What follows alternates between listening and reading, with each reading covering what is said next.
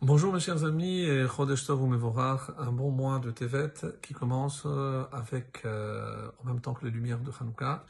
Et nous, on a les lumières du roi Salomon qui, ce matin, va nous éclairer concernant l'attitude lorsque des personnes se disputent. Quelle est l'attitude, la meilleure attitude à adopter, en sachant qu'il faut évidemment s'éloigner de toute forme de querelle ou de dispute. Et on est arrivé au verset 14, toujours dans le chapitre 17. Poter Maïm Reshit Madon, une phrase très connue qui est souvent citée par nos Chachamim. Poter Maïm Reshit Madon. Je vais traduire en fonction, bien entendu, de l'interprétation que donnent nos maîtres. C'est une brèche ouverte aux eaux que le début d'une dispute. Velifne hitgalla hariv netosh. Et avant que la querelle n'éclate, netosh abandonne. Donc ici, le Ride par exemple dit de qui on parle, pourquoi on compare à l'eau, c'est celui qui démarre une dispute. Parce que évidemment, si j'ai la possibilité de calmer le jeu plutôt que de mettre de l'huile sur le feu, selon l'expression consacrée, donc il dit ici qu'il ne faut jamais être celui qui démarre une dispute. Donc toujours faire en sorte de ne pas se trouver dans cette situation-là. Hitgalla, donc c'est un terme, nous dit-il, unique, on ne le trouve que dans Michelet, dans plusieurs et on traduit en fonction du contexte. Donc dans Michelet, ici on a dit l'ifne hitgalla avant qu'elle n'éclate, ou avant hitgallé, avant qu'elle ne se dévoile, comme explique par exemple le Metsudot Sion qui s'arrête sur l'explication de termes.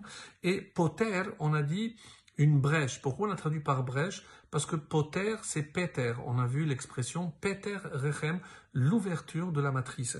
Et il dit donc que ça symbolise l'ouverture par laquelle va sortir l'eau. Et le Radak, toujours en suivant cette lignée, on dit que la dispute, elle ressemble toujours à quelque chose qui démarre comme l'image qui est donnée ici, goutte à goutte. Au départ, c'est une goutte, mais plus ça va aller, plus le flux, le jet va être important et après ce sera impossible de l'arrêter. Nous, on a une expression pour ça. Et d'ailleurs, on conseille toujours de ne pas en arriver là, c'est l'effet boule de neige.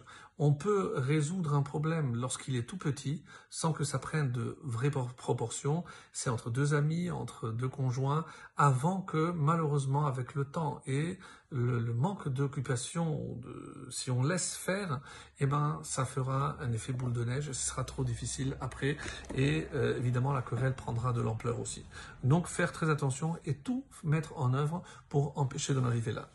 Le Tet Vav 15, Matzdik Racha ou Marshia Tzadik, celui qui justifie le méchant ou qui condamne le juste, Toravat Hashem Gam Shenehem, sont tous deux également une abomination pour Hachem.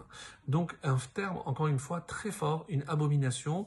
Est-ce qu'on s'adresse ici à un juge, donc qui se laisserait corrompre et donnerait tort à celui qui a raison et raison à celui qui a tort?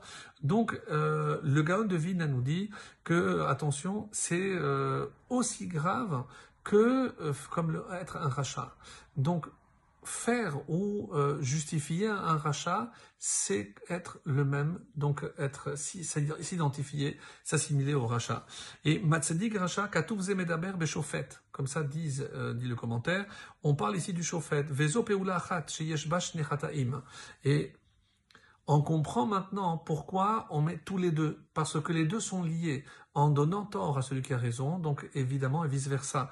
Donc c'est pour ça qu'il complète donc cette image par cela.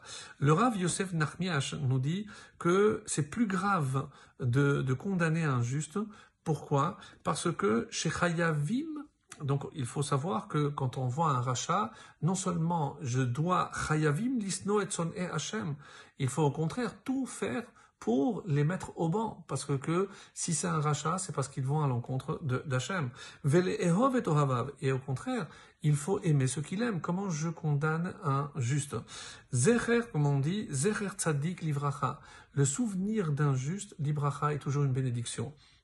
Veshem rechaim yirkav, Par contre, et c'est comme ça que c'est la citation dans Michelet même, le chapitre 10, si pour ceux qui s'en souviennent, le verset 7, Veshem Rechaim Yirkav, et le nom des Rechaim Yirkav, il dépérira, il sera détruit.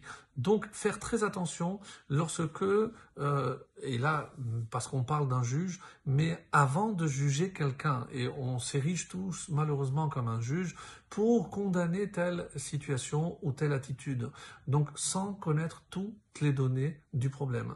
Donc attention de ne pas tomber justement dans ce piège de on va justifier quelqu'un qui a tort, deux enfants qui viennent chacun accusant l'autre, n'importe dans quelles circonstances de la vie. Attention de ne pas s'empresser de condamner celui qui a raison et de justifier celui qui a tort. Et c'est une grande leçon et peut-être que c'est lié, comme ça on évitera aussi les querelles. Excellente journée à tous.